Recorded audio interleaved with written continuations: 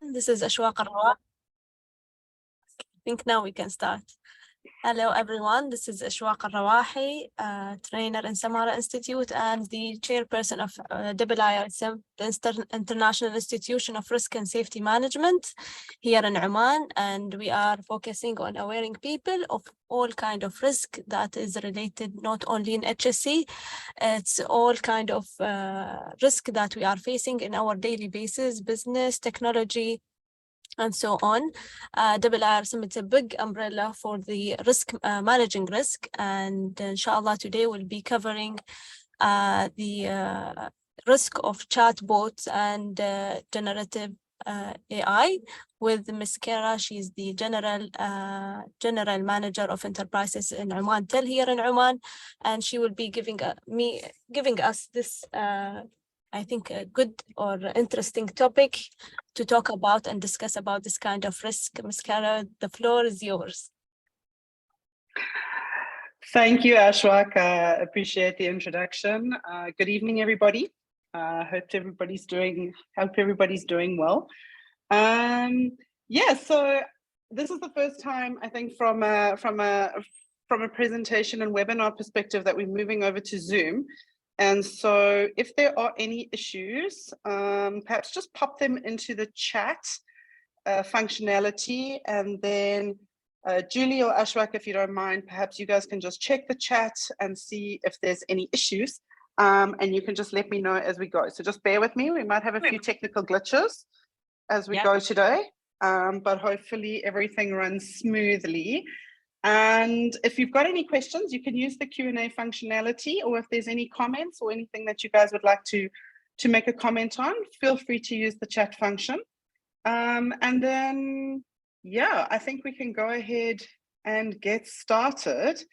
Julie, I don't know if, I mean, sometimes we usually post the recording onto LinkedIn afterwards, and I'm more than happy to share the presentation with everybody if anybody's looking for the presentation afterwards. There is quite a lot of information in the presentation this evening. This is a big topic, and so I've tried to think about just some really specific practical areas that all of us can think about and take back into our organizations. So you know, as risk professionals, I know we're risk professionals in a variety of different areas. Some of you are from a safety perspective, some of you are more from an enterprise risk perspective, maybe from an IT perspective. So there's quite a wide range of, you know, professionals that we always speak to. And I think when we start looking at AI, chatbots, generative AI, you know, these types of things, this is something that affects all of us. And so we really do try and keep these topics quite broad. They affect every organization. They affect every one of us in our workplace currently. And what I've tried to put into this presentation is some really practical mitigations that I think that you can take back as risk professionals into your organization, share them with your IT department, share them with your management, and say, you know, have we taken these things into consideration? Have we thought about them, and what kind of controls are we putting in place? So yeah, let's go ahead and get started. Today we're going to talk about chatbots. So we all know what we mean by chatbots. You know, when you start, I mean, I come from Oman Tel, as you all know. So when you log into your Oman Tel app, you've got your little chatbot that pops up and says, how can we help you? And I also want to focus on ChatGPT. Some of you might already be using ChatGPT in your day-to-day, and others of you may not be.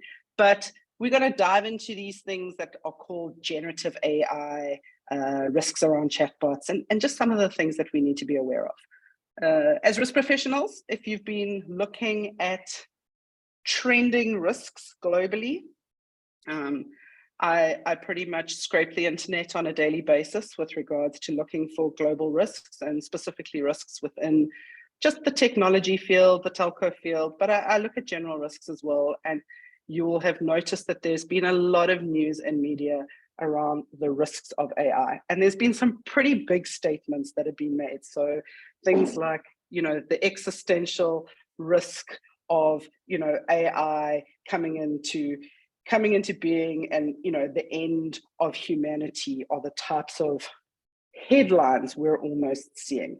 And we can talk about some of those things, but I also want to just keep things quite practical and really focus on what it is that we think are the risks within our businesses and what are the challenges that we're seeing. So let's get into it. I think the next thing that I've got is a video. So hopefully the sound plays and we can take it from there. I am not Morgan Freeman, and what you see is not real. Well, at least in contemporary terms, it is not. What if I were to tell you that I am not even a human being? Would you believe me? What is your perception of reality? Is it the ability to capture, process, and make sense of the information our senses receive? If you can see, hear, taste, or smell something, does that make it real? Or is it simply the ability to feel? I would like to welcome you to the era of synthetic reality. Now, what do you see?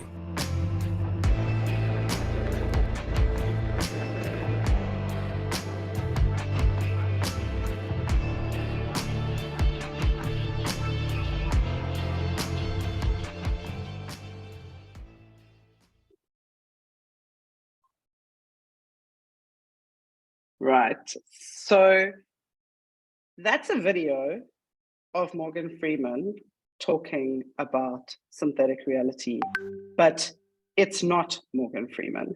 It's not his words. It's not something that he has gone into a studio and done a voiceover on. It is merely an AI generated video using someone's transcript that has used Morgan Freeman and Morgan Freeman's voice to create that video. And I think that starts giving us a sense of how scary this looks like. And if you can start imagining seeing information presented to you in this way, when we used to talk about fake news before, it kind of brings an entire new dimension to this, because at first you would have no reason to doubt that that was Morgan Freeman.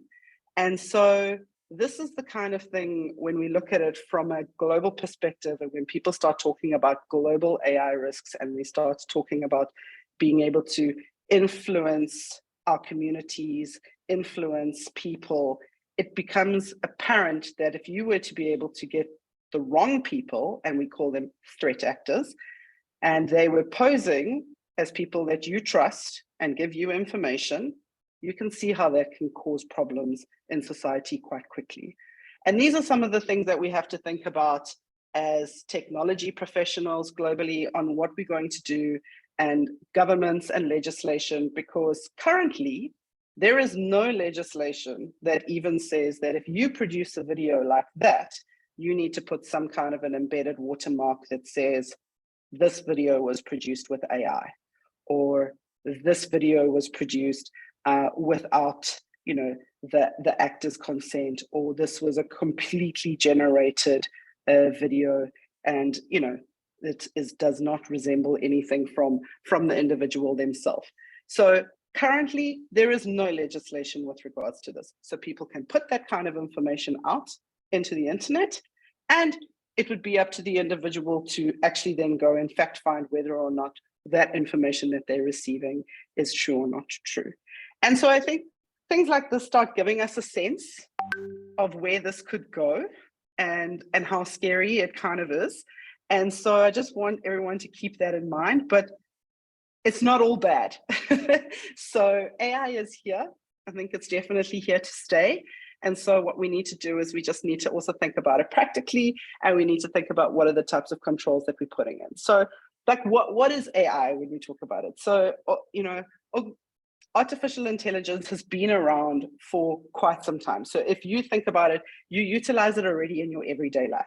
Every time you ask Siri to give you directions, or to play your favorite song, or to play you music that you like, those are the types of AI that we've had in our lives for quite some time. And what happens is that when we browse the internet, when we are on social media, all of those AI algorithms are working tirelessly in the background to understand who we are, what we like, and what does it do? It gives us content that things that would appeal to us. So you just have to think about Googling, you know, address for a formal function or Googling a new pair of trainers, and all of a sudden on your social media, you're bombarded with adverts, sponsored adverts, etc., all within that same arena, because they've said, right, we know you, we know what your past history's been like, we know how much money you've typically spent online previously, we know where you like to shop, we know what you're currently looking at, we know who your current friends are, and they just continue to push you content all of the time. And that's what AI has been for most of us. So what am I here to talk about today? So when we start talking about generative AI, that's a slightly different element. And what we talk about now when you talk about generative AI is that what AI is currently being able to do is that from a machine learning perspective, it's now starting to be able to do human-like things.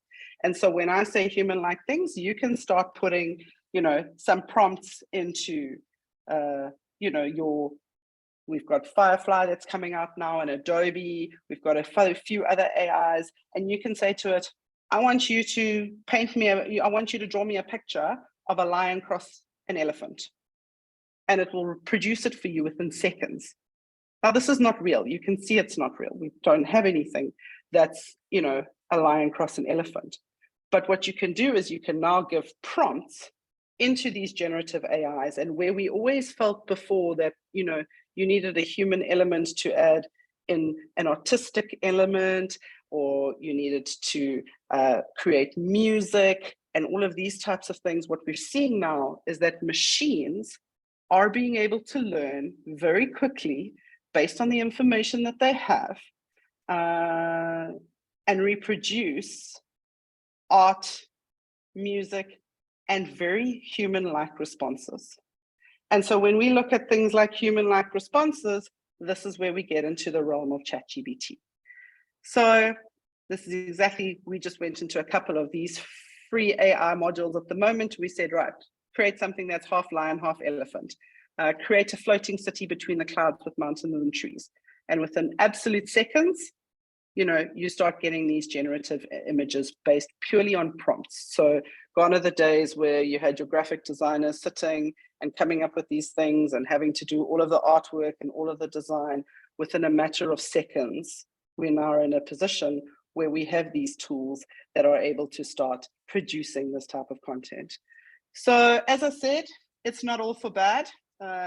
If you're a Friends fan like I was, you can obviously also just type into the message and ask, you know, so if Brad and Jennifer had never broken up, what would their family look like? And bang, you get a production of a family photo with Jennifer Aniston and Brad Pitt and their three gorgeous looking children. And as we all know, this is absolutely not real, but for all intents and purposes, you take a look at it and you wouldn't be able to tell the difference between reality and what's just being created using AI. So that's just a little bit of background, and now we're going to get into some of the details. So I apologize for probably the wordiness of what we've got coming up, but I think it is important for us to start looking at some of the details. So, I mean, perhaps just by a quick, I don't know if anybody would be able to just pop it in the chat, but has anybody been using ChatGPT at work?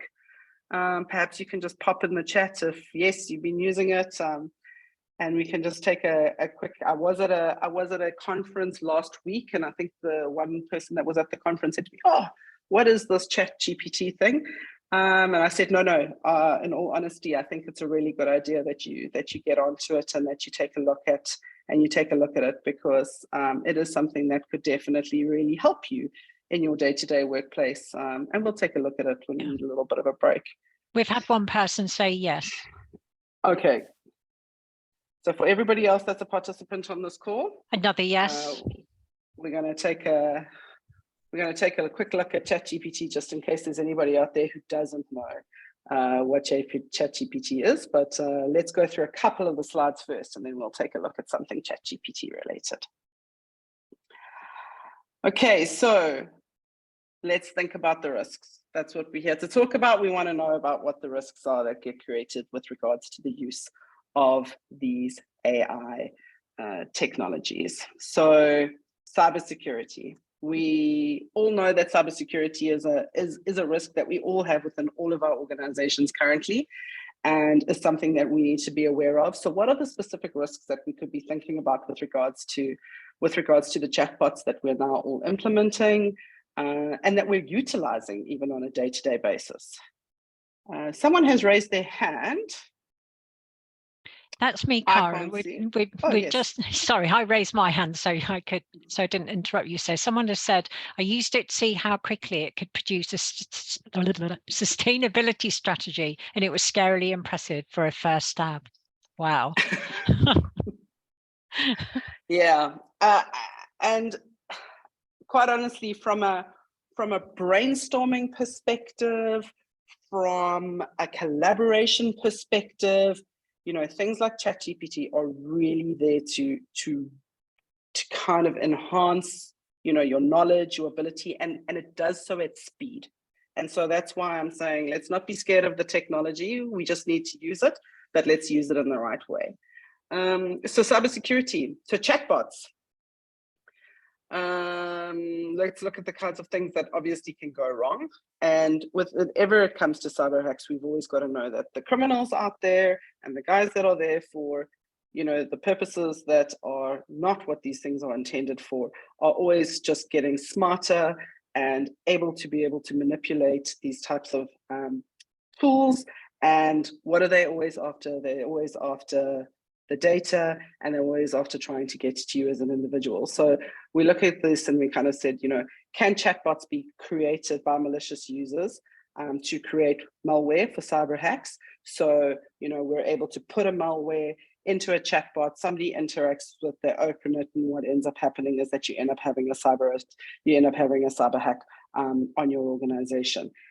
Social engineering, phishing, and malicious advertising schemes. Once again, you know, the chatbots are utilized to get into your client database, to get into your customer database, and to say, oh, please click on this link, or, you know, please can you put in your resident number, etc. You know, if you've received a one-time PIN, please just drop us your one-time PIN. You know, we've got to be on the lookout for making sure that when chatbots start asking for that level of detailed information, you've got to know that there's probably something wrong and there could be something suspicious, but definitely a possibility. And of course, we've got that, you know, we might have these usage policies in place with regards to our chatbots, but we have to understand that, you know, people that are wanting to exploit others are always working on workarounds and are typically super smart in being able to get, you know, the workarounds in place. So what we need to do as organizations, we need to make sure that we've got the machine learning algorithms in place to start identifying any of these potential threats and anomalies. We need to train. I think, you know, we had a talk before, and I don't know if there's any repeat viewers that are on this, when we talked about cybersecurity risks previously, and just the training that needs to be provided to your employees, to your customers, to even make sure that you've told your families, just, you know, really around being super vigilant and super alert that if you're starting to get any kind of messaging, be it via an app, be it via a chatbot, etc., that's asking you for information or clicking on a suspicious link, you know, we just need to make sure that we're not clicking on those. I know the bank is sending out things to say, we'll never ask for an OTP. I think Oman also sends out messages to this regard, but it's one of these things where you can never do enough awareness. We just need to keep talking about it and making sure that people are super vigilant. And also we need to limit the amount of sensitive information we share with the chatbots, and make sure that the chatbot interactions are also limited and are really there for a design specific purpose. So if suddenly the chatbot's asking us things that isn't really typically what we would be used to, we know that something might be up. And obviously from a security perspective, we need to make sure that our companies are keeping well ahead of any of these issues and are updating our policies, our measures, etc., to make sure that we're keeping ahead of any of the threats and vulnerabilities that are coming through.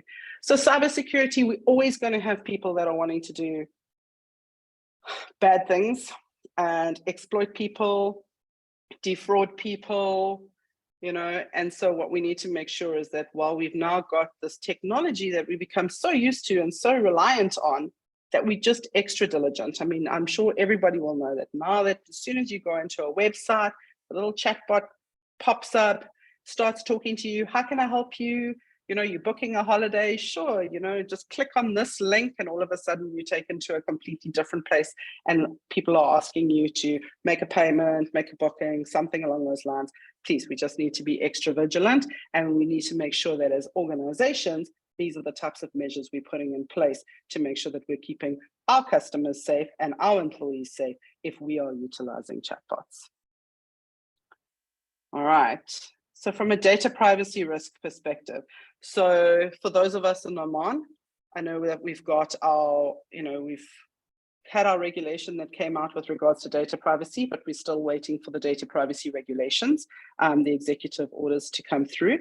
But I think that these things that we see from a risk perspective are not going to change regardless of what we see from a regulation perspective coming through. And we need to make sure that we're all being diligent within our organizations and making sure that when we are collecting any personal information, we understand what is happening with that information and where that information is going. So if we've got a risk of chatbots that are collecting personal information, sharing it with third parties, and also that, you know, that when we are entering information, personal information, we should have the opportunity to be able to delete that information. But often when you go and put that information into a chatbot, you need to understand that you're not going to be able to go back and delete that information. So once it's out there, it's out there. And so we need to be cautious of that and just understand that we've got the right measures and mechanisms in place. We're obviously waiting on certain of our data protection laws, but we are aware of the fact that we should not be sharing any data, especially outside the borders of Oman, and we shouldn't be sharing that data, any of that other personal information with third parties that do not, if the individuals have not given consent. Yes, we've got a hand or a question. Maybe not. I'll keep going. If there's a question, you can put your hand up again. Or just pop it in the Q&A. Sorry, Cara, I couldn't unmute my microphone. So we've had one question. Do you think that AI can be more safe and don't allow the hackers to hack? I think that there's always going to be ways and means with which the hackers are going to be able to penetrate into these certain arenas. I do think that from a security measures, we are getting better and we are investing more time and effort and money into these measures to make sure that we are staying ahead of the hackers. So yes, I think that there is going to be a possibility where we have the right amount of control measures in place to make sure that from a day-to-day perspective, you know, we've managed to mitigate that risk effectively. But we're always going to have those anomalies and those risks that happen that are relatively unforeseen. But what we can do in terms of the best of our abilities is make sure that we understand what these vulnerabilities and threats look like. And this is where some of the issues come from, especially when we're looking for talent and skill set in this arena. And we're looking at people that have got, you know, good skills around understanding machine learning and what's happening and how, you know, we're able to penetrate these systems and these vulnerabilities and being able to make sure that we can bring those skill sets and train those skill sets within our organization so that we can, you know, really bring up risk professionals in the IT space that can help prevent this. So I think from a day-to-day perspective, the problem that I think that we have currently is that because AI is moving so quickly, is that everybody's playing catch up.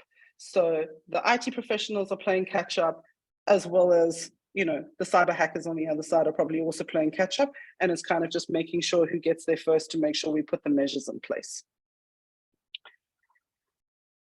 All right, so we're just, you know, looking at making sure that as companies, we've got these opt-in, opt-out mechanisms for individuals to make sure that if they have put any private information, that they are able to go back and delete that information, you know, and as companies, we need to be able to make sure that we've got all the measures in place that we're able to say to customers, yes, if you've gone back and you've said, I want my information deleted, that information has been deleted. And that, no, actually, it's not just sitting on a server somewhere, and that, you know, somebody's going to be able to get access to that.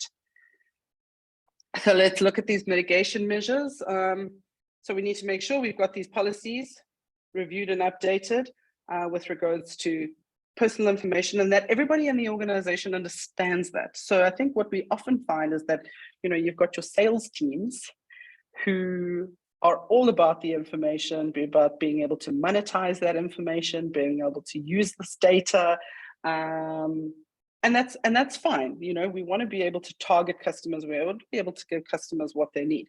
But there is a fine line there, and we need to make sure that everybody understands, not just the IT and the risk people, that the business people, the sales people, everybody in the organization understands what type of information can be collected, stored, shared, and how that needs to happen. And so there's quite a big awareness that needs to take place throughout the entire, even from an HR perspective, even your own personal HR information. You know, what is there? Is there medical records? Is that being shared with anybody, etc.? You know, you need to be able to understand where that information is, who it's being shared with, etc. And we've got obviously mitigation measures here about complying with the data protection laws, implementing the technical measures such as data encryption. So if we are sending data to a third party for whatever reason, has it been encrypted? Do we know that it's secure, that it's not just going over an open line, you know, that can be intercepted outside, etc.? What are we doing to make sure that that information is safe and secure, and that we've put everything that we need to from an encryption and access controls perspective onto that information? And then once again, training. I will always just carry on about it, because awareness and knowledge is obviously power, and that's what allows everybody to be able to, you know, do the right thing and keep the organization and all of our information and the customer information safe. Right. There is a question in the Q&A, and I can't jump to it because I am scared that if I try and move my mouse around, so I don't know, Julie, if you just want to check what the question is. Yeah, sure. If people could pop the questions into the questions box instead of the chat box, that would be really helpful. So the first question is, what do you think the impact on humanity will be the more advanced AI gets, and will it eventually replace knowledge-based jobs? That is an interesting question. So I have tried to keep it, as I said, this is such a broad topic, and I will talk about it because it is serious, and that's why there is a lot of talk about it currently. And I mean, you've even seen the likes of people like Elon Musk who have said, you know, we need to turn it off. Just turn it off until such time as we have an understanding, legislation, and a way forward on what we're going to be able to do with this. In terms of knowledge-based jobs, really, it is inevitable, you know, and we'll look at some of the risks, I think, that are associated to the knowledge-based element. But, you know, you now have machines that are able to learn an enormous amount of information. So whether it's legal cases, the textbooks, when it comes to medical research, and they're able to do that within such a short period of time. And so it becomes really, really kind of tricky when you're starting to look at, from a replacement of job perspective, what does this look like? Because you're going to end up with a machine who can just do it so much faster and probably a lot more accurately, unfortunately. And so what does the human bring to the table. And, you know, and that's the whole concept that we're trying to get to right now. And what is the human element, and will, from a machine learning perspective, machines be able to start learning and feeling as well? And I think that's some of the concern. And so these are the discussions that are being had, because what happens from a society perspective when the unemployment rate goes up exponentially, because we are in a place where machines start taking over from a jobs perspective. And what also happens, which is probably more of a concern as well, is, and it is on one of the next slides, but I'll talk about it now, is what do you do when you end up with a lot of this bias, is what we call it, within the systems. And so there was a really great example that says, so you replace your hiring manager with a hiring AI in your organization, and it takes all of your hiring data historically, and it processes it and it learns that information. And relatively unbeknown,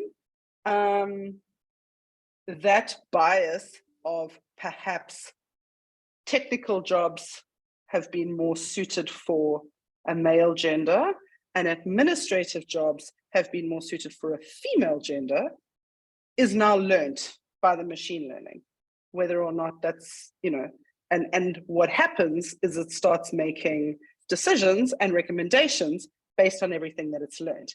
And unless you are a very aware organization and that you understand that you've had this gender bias before, and that it's not something that you want to continue with because it's not actually in the interest of an organization, and we've done a lot of work over the last decades to make sure that we can start neutralizing where we've got issues with regards to things like gender bias. All of a sudden, your life becomes easier. You have this nice hiring AI. You can feed in 100 CVs. It pops out the top 3 and says, there we go. And you go, wow, these CVs are amazing.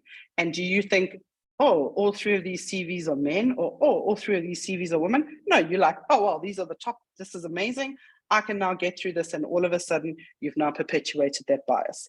And so that starts also creating a huge issue with regards to this, because it's only going to know what it's learned. And if what it's learned has any issues in it in terms of bias, then that gets perpetuated. And a lot of people have spent a lot of time making sure that equalities have been righted over the last, you know, near future. And what we don't need is, we don't need things like us going backwards, because, you know, we've now relying on AIs that have got the same unconscious bias as people have had for the last, you know, however long. So there's a lot of questions, and I think even more so, you know, from a knowledge-based perception, is that we will obviously see governments looking to weaponize on an AI information front. And so, you know, what you then do is you have machines that are able to identify threats and then make a decision on what it wants to do with that threat. Now, if that threat so happens to be an individual, and that threat is based on bias, etc., that is, you know, been trained into that machine, all of a sudden decisions are getting taken that could be life or death. And so there's really a lot going on right now, and it is of genuine concern, and that's why there is a huge outcry with regards to how are we going to put regulation in place and make sure that we understand how far we're going to push this. But as it stands now, everybody's kind of, you know, working on it, but we certainly don't have any clear directives that are coming out insofar as exactly what that regulation is going to look like. Julie, I don't know if there's a couple of other questions. I don't mind if we can take one more question and then I can carry on. Yeah, let's take one more and then we can have a look at the end and see what time is left. So I think, Sure. So this one is, can AI be more explored as a I think it means to predict to predict whether the next instant will happen. So a tool that will predict whether the next instant might happen, I think is what they're trying to say.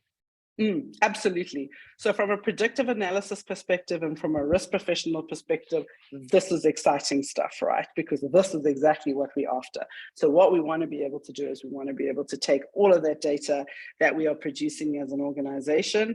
We want to be able to do that from a trending perspective, to be able to understand if there's some risks that we are unaware of, perhaps that are creeping into the organization, and we're able to find those quite quickly. We can start doing that even from a geographical, a geo-economical, macroeconomical perspective. Start looking at that. I mean, we've already seen AI starting to trade currency, marketplace, that type of thing. So we can obviously always now start harnessing that predictive analysis and that generating power to start, really predicting events that could take place.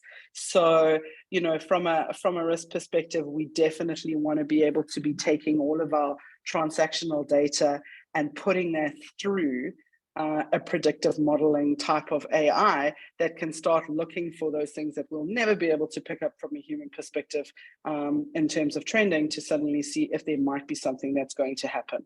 And so that's a really key point, and I think it's a really exciting type of tool that we can start being able to utilize as a risk professional. All right, so let me just.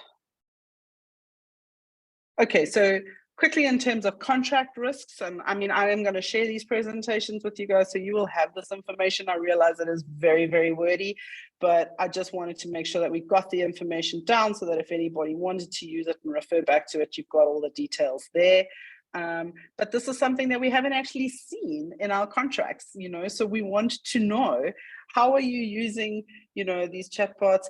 Are you utilizing them? What kind of information is being shared? How is it being collected, etc.? Are we including this in the types of contracts that we give to our customers? Are our suppliers including this in the types of contracts that we are receiving?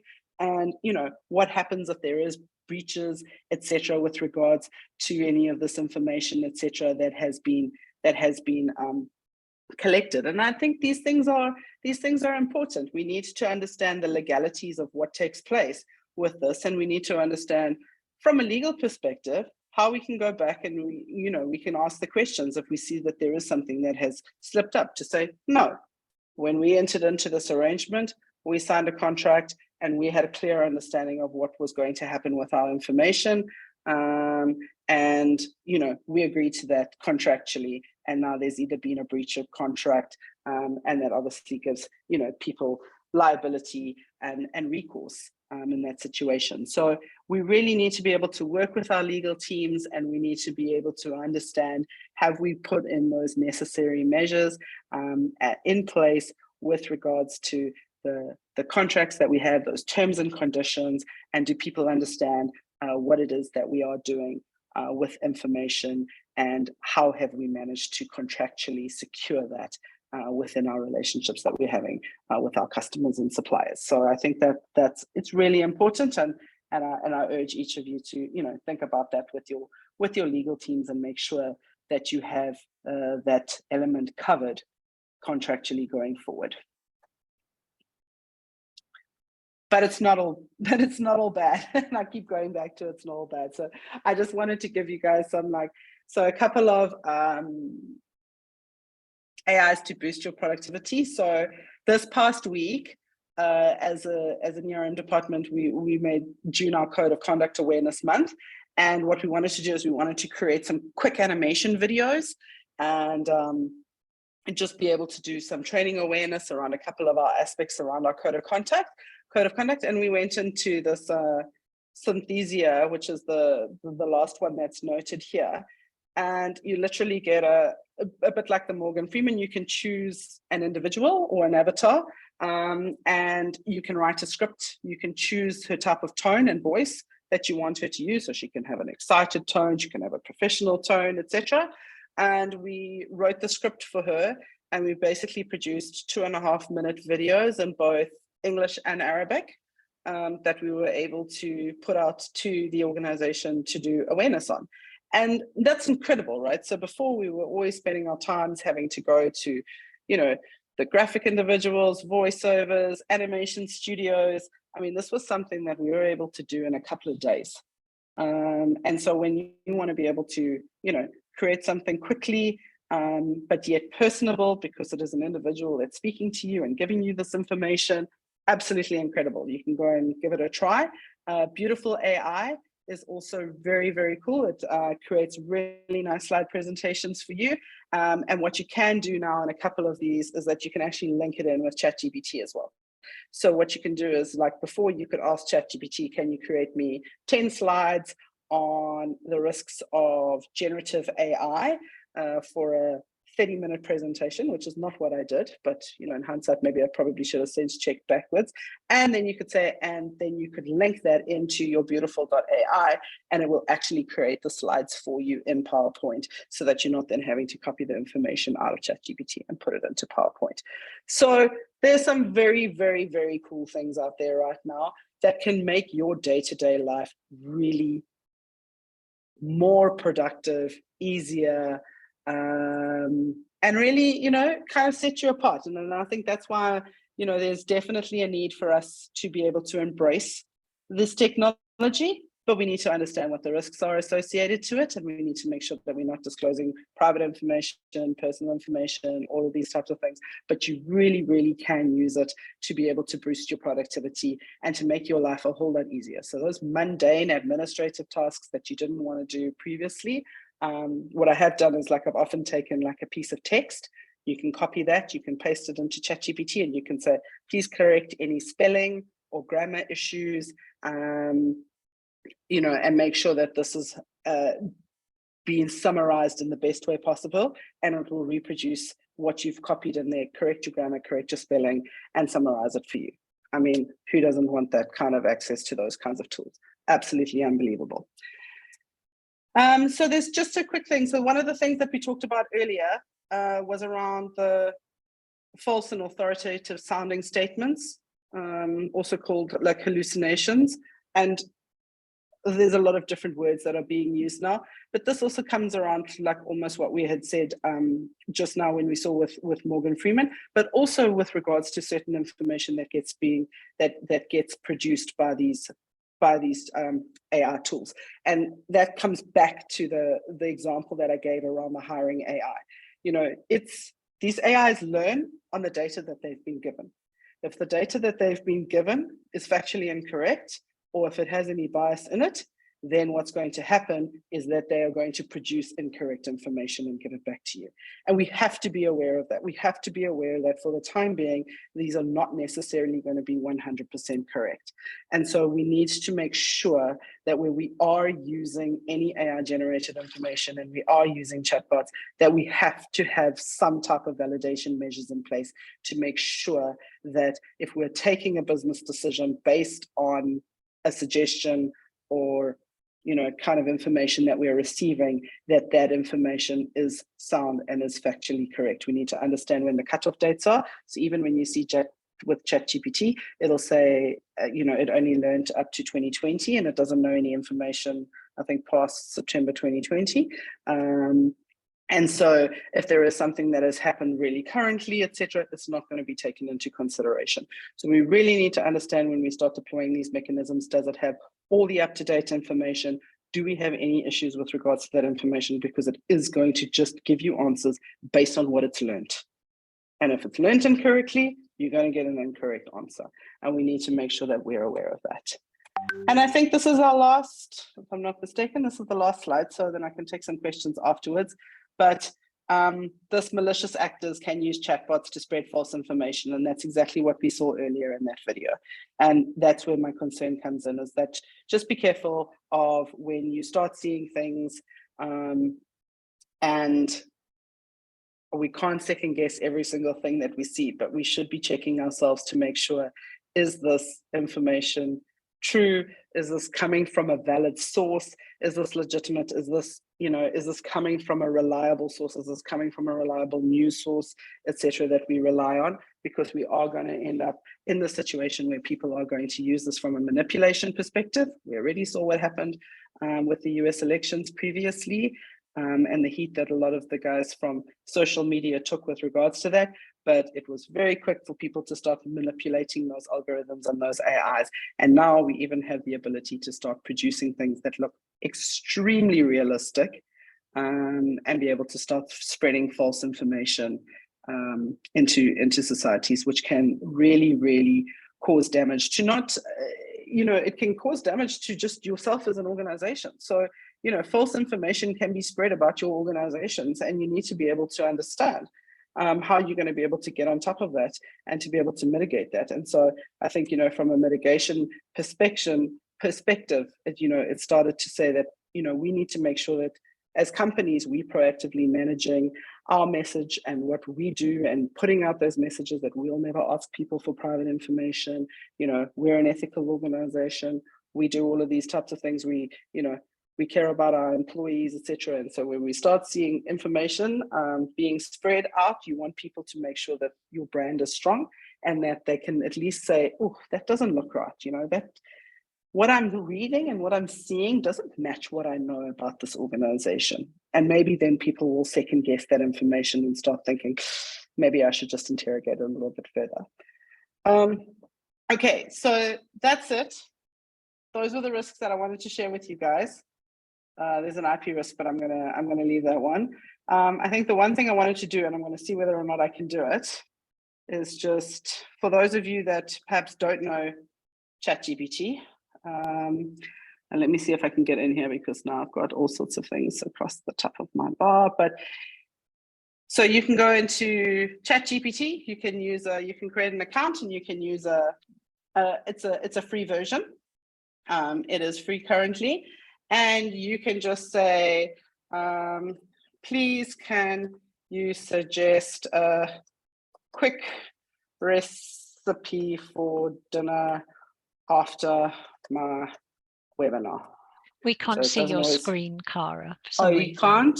If you press stop share and then share again, you should be able to pick up the right screen. Let me do that quickly. Didn't do that when we tried it before, did it? No. Let me just do that and see. Can you see it now? Yeah, we can see it now. Yeah, so all I typed in was, please can you suggest a quick recipe for me to make after my webinar? And it said, certainly, here's a quick and easy recipe for a delicious dinner after your webinar. Pesto pasta with roasted vegetables. It gave me all my ingredients, and it gave me my instructions, and there it is. So, this is not me having to search the internet. This is just me asking ChatGPT to give me some information, and bang, there it is. And if you now start linking this in with, with your other AI models with regards to imaging, it'll even produce a picture of what your meal will look like. But you can start seeing how you can use this in your day-to-day life to make your life easier, as well as in your work life. So you really can ask it anything you want. And what you will end up doing is that it'll give you an instantly generated, almost human-like response. And so, yeah, everybody needs to use it. We need to just understand what the risks are and think about those. But it is something that we obviously is here. It's in our day-to-day lives. And if we can continue using it for good, and we can make sure that we can really get the regulations and things right in place with regards to where we're going from an AI perspective, it could really be a game changer for all of us in a good way. So it could solve a lot of problems as well that we have globally. And so what we need to do is we just need to make sure that everybody is working together on making sure that however this gets utilized, it's for the good of everybody. All right, I'm going to stop sharing. A fascinating subject, and complex as well. So we've got a couple of questions. So Mahmood would like me to turn on his mic so he can ask you a question. So let me just find you in the participants box. I'm a little bit slow, so just bear with me. Here we go. Okay, Maham, I'm just about to allow you to talk. So if you want to ask Kari your question. Did you want to unmute? You seem to... No, I don't know what's going on here. I can see his question. He says, how can we verify that the host link is not fake? And you can't. So you will find that your generative AIs aren't typically as expressionful yet. And the lip syncing is not necessarily always completely aligned, but yeah, a part of me to think, oh, should I just create an entire 10-minute presentation purely using AI to prove a point? But I can assure you that I am a real individual. But yeah, maybe in future it's something that I'll consider. Okay, so I've had a few technical hitches here, so apologies if I put you up on screen. So this is an interesting one. It's a global issue. So AI is a global issue, and internationally, and legislation is required, which is applicable on all countries, which is, I think, is pretty much what you said, who will then apply it on Afghan nationals in certain other countries. Did you catch that? Yeah. Yes. Oh, so I was just having a look. It's a global issue. People on all countries who will apply it on Afghan nationals and settlement. And this is the part that we're always going to have with regards to legislation, right? And we're seeing it as a problem even with regards to climate change. And we're trying to understand that from a climate change perspective, which is the other biggest risk that I think that we have facing us globally, by far. So I think from an AI risk perspective and from a global change perspective, what we need a global solution on climate change. And what we're not finding is a global solution because we have, bigger players that are not prepared to come to the party. And so we're battling to put in any kind of unified global regulation when it comes to anything that's really threatening us globally. So, and I think it's actually, unfortunately, it's becoming even more problematic, because we've almost started tending to move apart from each other from a unified perspective globally. So we can't get resolution on climate change. We can't get resolution on things like space junk. We can't get, and resolution on things like AI. And so I think that is part of the scary, do we all sit back and wait for the governments to try and implement these things?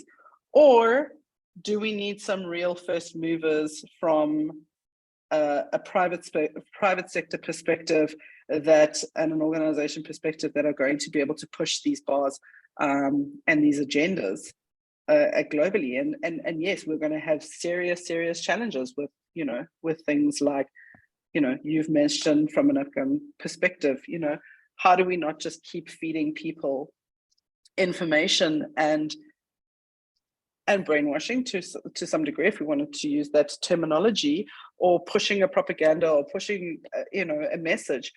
It's unbelievably complex and difficult, and I don't think that we've got solutions to that. We'll have to see what we can do from a global perspective and from an AI perspective to say, right, are there certain measures that we can put in place with regards to, types of messaging, etc., that can be utilized. But unfortunately, it is uncharted territory. And as I said, it is moving so quickly. So yeah, it's not answering your question, but I don't think that we've got a solid answer for that currently. Thanks, Cara. Yeah, it is a very difficult one to answer. So I think that's all the questions for today. Apologies for any hiccups. They're purely mine because this is the first webinar we've run on Zoom. Just to let everybody know that the Zoom platform doesn't allow us to send out attendance certificates, so you won't be receiving those tomorrow. But if you've got any more questions now's your time, or we can call today's webinar to an end. Don't have anything in chat and I don't have anything in Q&A. So I think that's everything, Cara. Thank you so much for giving up your valuable time for today's presentation. You could talk about it all day, couldn't you? Never answer all the queries and ethics of AI. It's a very interesting subject. So I'd like to remind, oh, sorry, Kari, do go ahead. No, sorry, I think Mahman does have another question. I don't know if he's able to unmute his mic. Perhaps he wanted to talk about something specifically. Your lecture is great. Well, we were just thinking that this AI is probably the most capable of doing analysis, you know, but we think that it would become dangerous for the mankind because it's just feels like human whenever it answers the queries. Yeah, and it's really it is almost human, and I think that's what we're trying to understand. It has a great and analytical ability. I mean, it might become dangerous for the human, you know, because it just give answers in seconds, and you know, even more faster than human brain. Yeah. And we are not going to get away from those bias, you know, things that we've always had in society, you know, when these machines learn on historical data, because what they're going to do is they're going to learn a lot of those inaccuracies from the past. And that's a genuine concern that we're going to have to make sure. We don't want to know that, you know, a young, you know, African-American male wearing a hoodie at a certain time of night, suddenly walking up to your door. You don't need, from a machine learning perspective, that all of a sudden armed security are called, etc., because it suddenly sees that as a threat. Meanwhile, it's your teenage son's friend who's come to visit him. You know, and that's genuinely concerning. Yeah, it's a big concern. Why? Because when it gains the humans, you know, confidence, it will easily pour in its own narrative, you know. Whatever it would be feeding humans, once that AI would get you know, get the confidence of humans, and the human would depend on that ChatGPT in every aspect of their lives, you know.